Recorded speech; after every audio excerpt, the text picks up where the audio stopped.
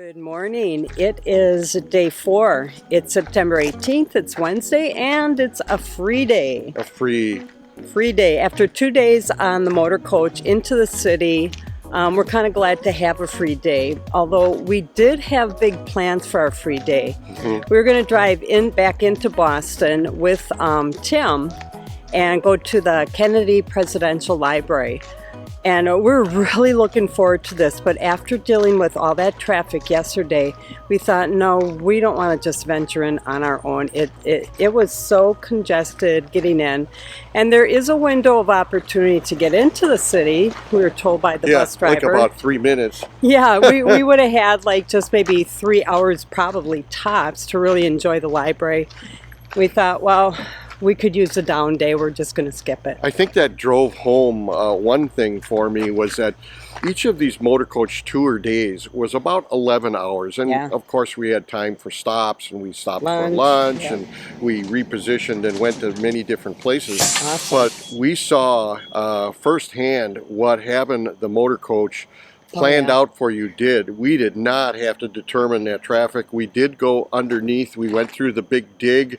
We're literally taking exits while we're inside under the tunnel, and then we're popping out on a little piece of land. So that was really satisfying being on that. Also, we do not feel bad because it turns out that most of the people that had big plans like they're kicking back and they're taking advantage. And that's the beauty of the free days that are planned.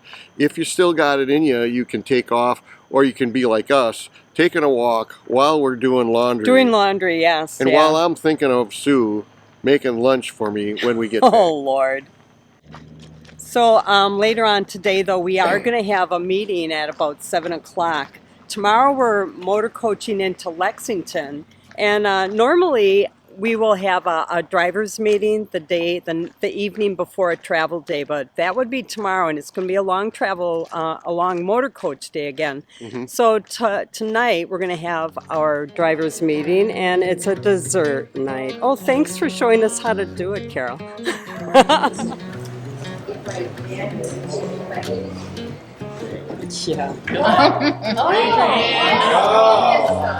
We went back. How long did it take you to get back? Both ways was all. Oh, was it? 2 hours. Hour and a half. Hour and a half? We Hour and a half? We went to the JFK library. One wave. Buzzed in, buzzed out. Okay. But you had a chance, pick a new one, read it, look at it. Kind of go, what the hell is this? Seriously, you know? If you have a trip log, it talks about procedures, caravan procedures, anything that's bolded in this trip log, I want you to do. If it says turn right at approximately 10.9, or exit right at approximately 10.9, turn right. Don't debate, right, turn left or right. It's telling you what to do. Go to that stop, and you know you're not going to go to that stop, tell Tim and Donna. Okay? Or tell Bob and Teresa, and they'll tell Tim and Donna. Morning. It is day 5 today. It's Thursday, September 19th, 2024. Today is another motor coach day. So we're driving into Lexington today, Massachusetts, and we'll pick up our tour guide. We'll have a driving tour, a little bit of walking too, from what I understand. It's going to be the same guide that we had the other day, and she was awesome. I need to get her name. Once we're done with that, we're driving into Concord, and we're going to have lunch at it's the Colonial Inn, I believe. And then we'll have a guided tour at the Concord Museum. From there, we'll head on back to the park. And it's going to be another long day of touring and a lot of history going on. So Mark is over by the bus already, so let me get going. Right, we are in Lexington right now. We just got off the bus. We're at the visitor center. And I think we're riding for about an hour and a half. So we're going to have a driving tour. And we just picked up Naomi, our tour guide from the other day. But we're at the visitor center, so we're now taking a bathroom break before we get back on. We're in? Lexington, Massachusetts. Is that Lexington, Kentucky? Start looking it up. Put me on the spot. At this visitor center rest stop, we saw a number of great displays. This diorama was one of the most detailed and accurate we encountered depicting a battle. By today's standards, it was hard to look at the way soldiers were trained to line up and take turns being in the firing position, and hence the enemy's direct line of fire. You can only imagine the chaos that ensued once shooting started, but yet how important it was for each revolutionary soldier to become free from the dominion of the British Crown. Bold women of history. Bold women make history. Yes, they do.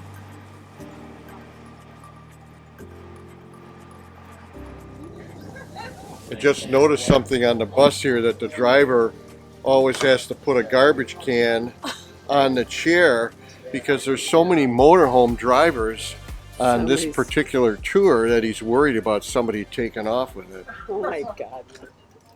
I will be here with you this morning. Welcome to Lexington. I'd like to give you a little background on Lexington Green and how that Revolutionary War started. We talked a lot about the beginnings of the war yesterday when we were in town. We talked about the Tea Party and the dreaded tax on the tea. So I'm certainly not going to record and play Naomi's narration on the background and secret inside info and interpretation she gave us on each historic site we visited. That's her own secret sauce. But what I can tell you is what a pleasant change it was to visit an area and leave with such a profound understanding of literally what we had just experienced and looked at. As the tour progressed, I was impressed on how well all of our guides at the stops along the way on the Adventure Caravan tour weaved together the story of the American Revolution. The guides seemed to typically be retired teachers who relished sharing their knowledge of history. Trust me, this was no easy task to accomplish with all the places we stopped at. So I hope everybody appreciates one of the things that I decided to do this morning was I decided to dress kind of authentically. If you look in the distance, you'll see that guy's got white leggings on, and that's because it matches his outfit, and you'll notice mine. So I know this sounds almost unbelievable that I'm saying this, but when we booked this tour, the historic East Coast tour, I knew it was going to be about history, but I didn't know it was going to start this far back. We're basically starting in the 1600s, and so far chronologically we've been real lucky where we started the tour, and as we're traveling down the coast going to the south, we're like incrementally building on this story. And it's getting more and more interesting every single day, because now we're able to refer back to things that we saw, things that we're seeing on the day of the tour, and what we're going to be seeing in a few days. It's fascinating. Here's Mark on the make. Got to get there. Mark with his diorama again. He loves those things.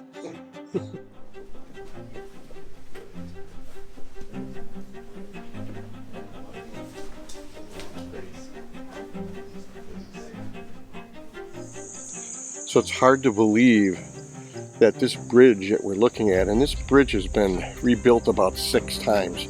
So you're not looking at the original, but of course it's in the original space, and this is the original terrain and trees and things that were around this bridge.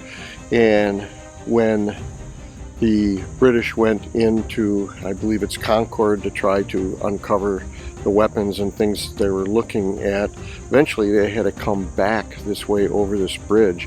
And then this is kind of where the ambush confrontation, thank you, happened. And literally the British were lined up on one end of the bridge and the Minutemen were on the other end, and somehow the shots rang out across the world, and this basically started the beginning of the American Revolution against England and started the process of becoming independent. Yeah, it's kind of crazy to think this is it. This is where it happened. So does your husband have to prove constantly how much younger he is and more agile than me? He got up on this concrete here super fast. He's taking all these good photos and video. Yeah. And he said he's starting a YouTube channel. What's the name of it going to be? More agile than Mark, I guess.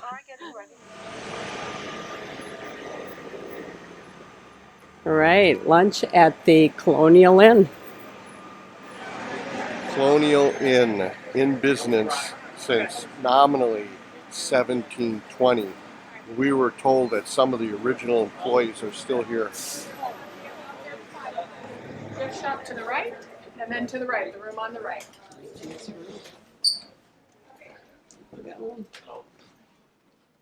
Oh, that's good. Really, where George Washington? Yeah, I got his chair. Okay. Now, I don't know if you can trust him because his first name is Mark.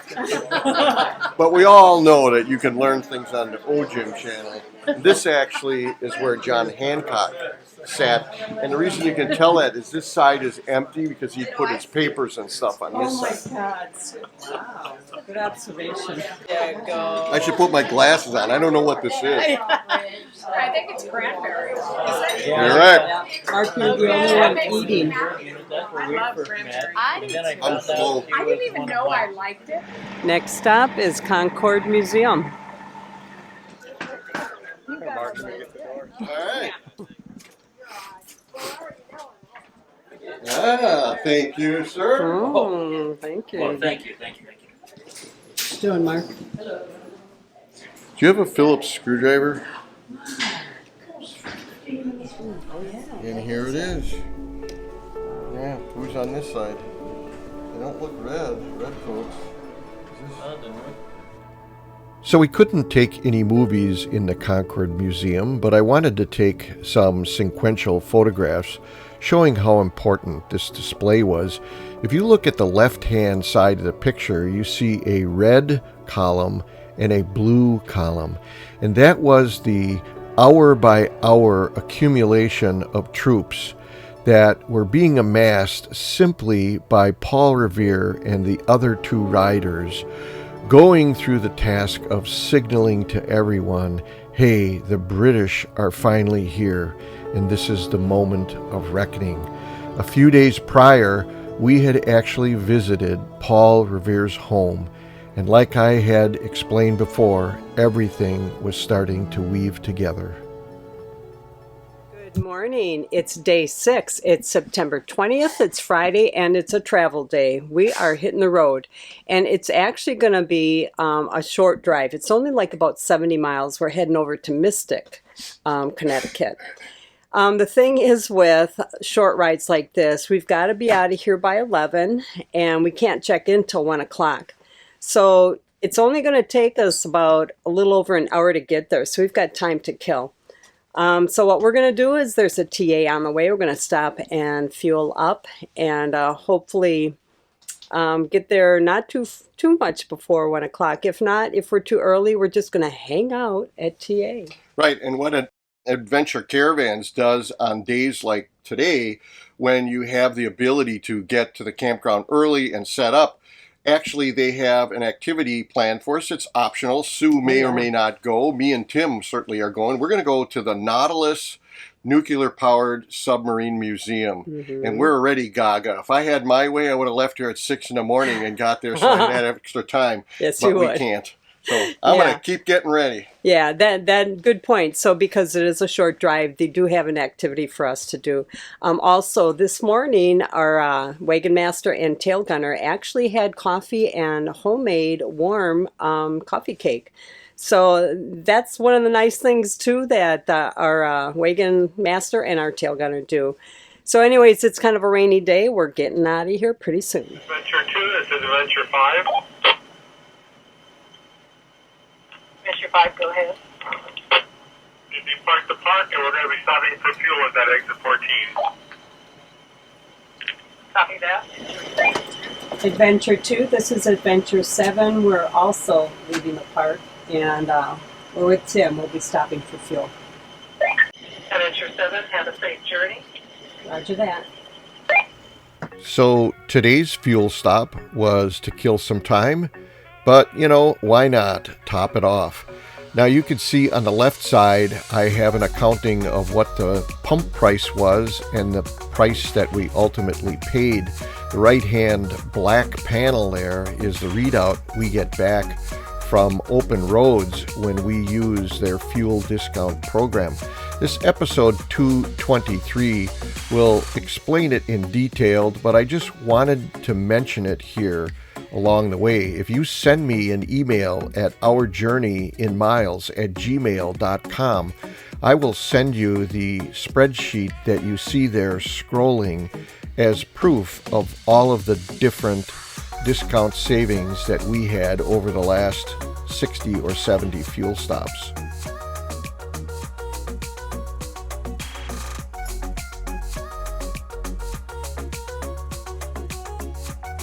We have a half an hour to kill, so I'm thinking maybe we should just go around the back there and try to park someplace. All right, like way in the back, way to the right. I'll do a quick circle and try to grab something.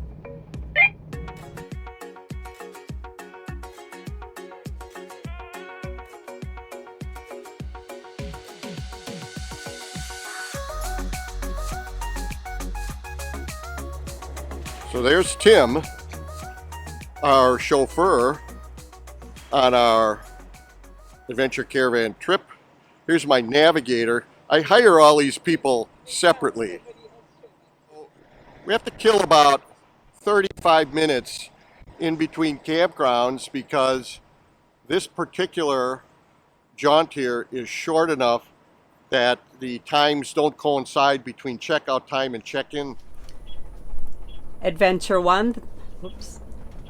Adventure 1, this is Adventure 7. We're nearing the campground. Arriving at coordinates on the right. Adventure 5, this is 1. Adventure unit coming in with the Dutch Star. Pull off to right, disconnect your tow. Roger that, we're disconnecting. I'll come get it right away. We'll come and get it.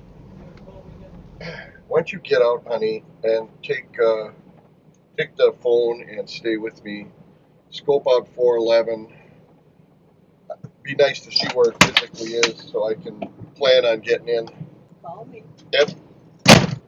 Alright. Always good to talk to you, honey. Which is 411?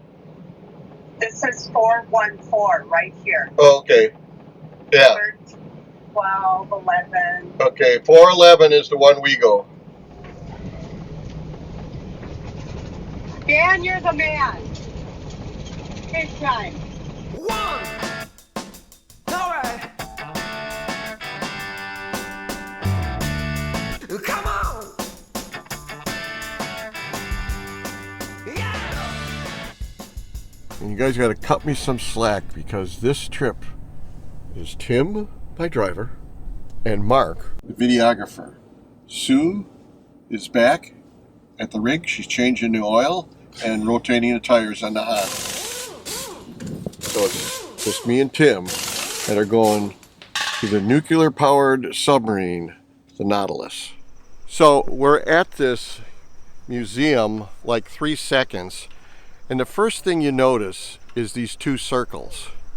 And you look at the first circle, and that apparently was the first submarine, the USS Holland, that, you know, once they started naming this series, the SS-1.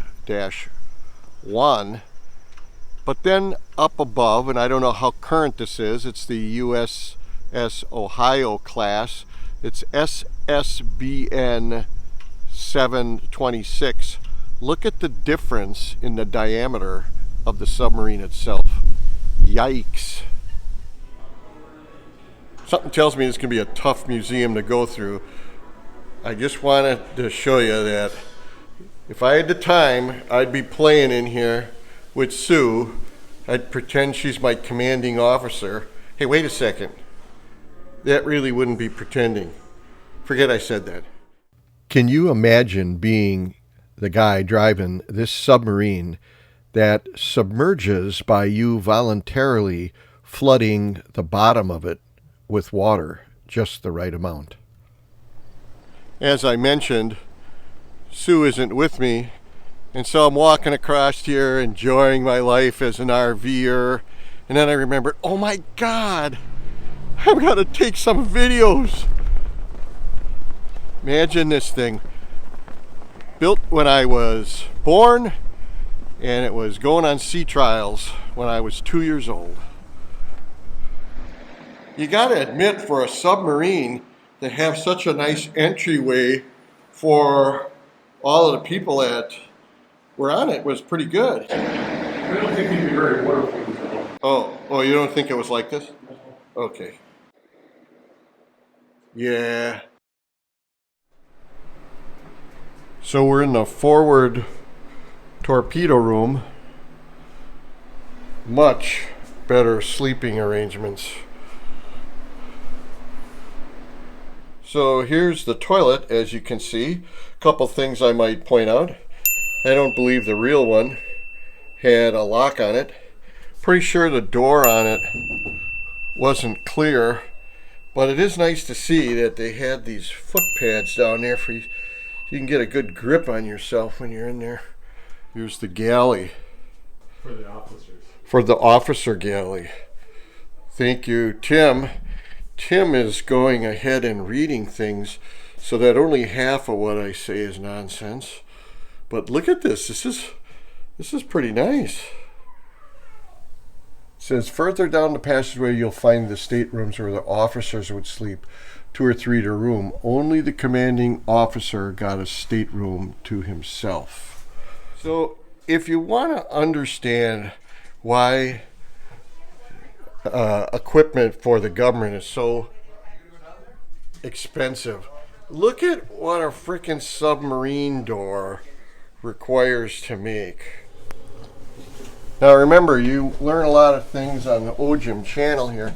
I'm pretty sure this is the disc jockeys, you know, like when they have dances and stuff, you can see the microphone here. Oh no, it's not.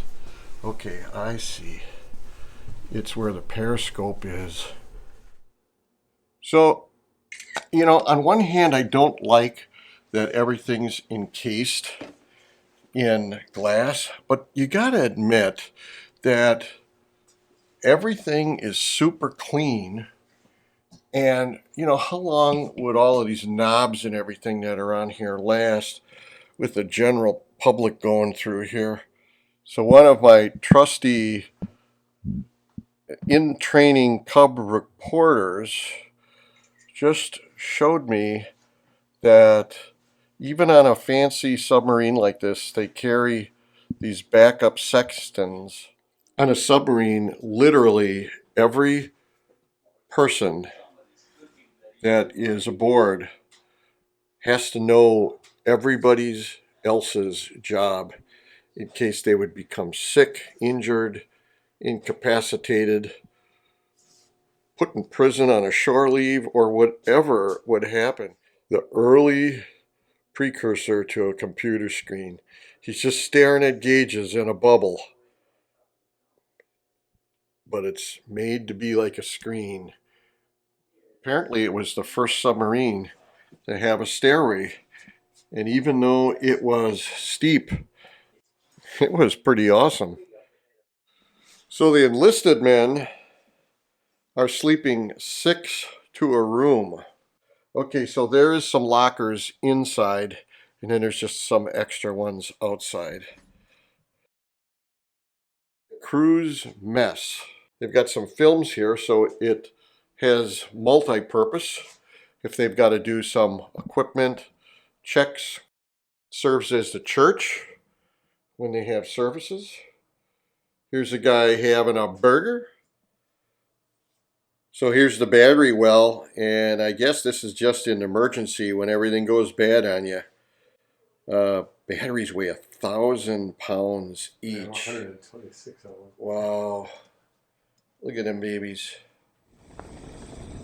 Kind of windy, not sure if I'll be able to use this audio, but apparently in the distance, this facility here can still work on and maintain some of the relatively smaller submarines. The big ones have to be worked on in other spots, but this direction down the river here, beyond the bridge in the background, that's where the electric boat company is. And that's the people that are making submarines like this to this day. So this picture isn't really all that good anymore. It's kind of sun faded, but it looks like when we enter the ship here up in the front that we get to see basically the first half of the boat, because from the center on back is the engine room and where the reactor was, the reactor and the engine room, and we never did see these crew quarters back there. Let's check out the museum and see what else they'll show us. When you visit this museum, remember it is the Submarine Force Museum, not just a stop to see the iconic Nautilus SS9 571. It has information and comparisons of all the submarine classes and designs that have been built over the years. Tim and I spent 3 hours at this museum, and if you're an engineer type guy like we are, this was a little on the short side. This was an amazing Navy museum installation to visit, and it's highly recommended. So when you're looking at this ballistic submarine here, this white cylindrical tube, you can see how big it is. And let me just show you where it fits on the submarine. They go inside these cylinders that are on each side of the submarine. And then just like the top of a ketchup bottle, these little lids flop down and hold a little secure nuclear warhead safely and snug as a bug in a rug. So Tim and I are running out of time here looking at all this stuff. Otherwise I would look at all these controls and figure out how to run it in case it would be a skill that I would need later in life, you know? So this concludes days 4 through 6 on our 36-day Adventure Caravans Historic East Coast RV guided tour. Tune in next week as we visit the Mystic, Connecticut Historic Seaport Village, National Purple Heart Hall of Fame, and the West Point Military Academy. We will bring you along as we drive our 44-foot motorhome towing our 17-foot Honda Odyssey through the busy and narrow streets of Jersey City to position ourselves across from the Statue of Liberty in New York City. This is how much we have come to trust Adventure Caravans, planning our route and taking us way beyond and outside our traditional travel comfort zone. Wait till you see the episode that we have showing you the 3 elite motor coach excursion days we took into New York City. We recommend you subscribe to the channel and hit the notification bell so you don't miss the rest of these episodes as they continue to publish. So until we get to meet you on the road or in a campground or at a repair shop someday, we invite you to join us most Sunday mornings for another episode of Our Journey in Myles.